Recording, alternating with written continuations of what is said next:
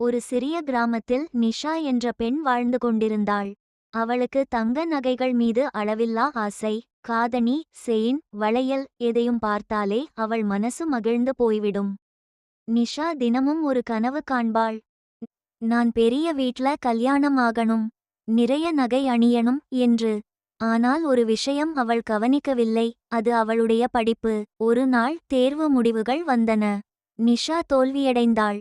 நிஷா கண்ணீர் விட்டு கூறினாள், அம்மா, நான் தேர்வில் தோல்வி அடைந்துட்டேன். அம்மா சற்று சிரித்துக்கொண்டு மெதுவாக சொன்னார், நிஷா, நகை, கல்யாணம் எல்லாம் வாழ்க்கையில் ஒரு பகுதிதான். நீ படித்தால்தான் நீ உன் வாழ்க்கையை நீயே கட்டுப்படுத்த முடியும். இதனால் முதல் அவள் வாழ்க்கையை மாற்ற முடிவு செய்தாள். அடுத்த தேர்வு முடிவுகள் வந்தபோது நிஷா நல்ல மதிப்பெண்கள் பெற்றாள். நற்பொருள். பெண்களுக்கு கல்வி மிகவும் முக்கியம்.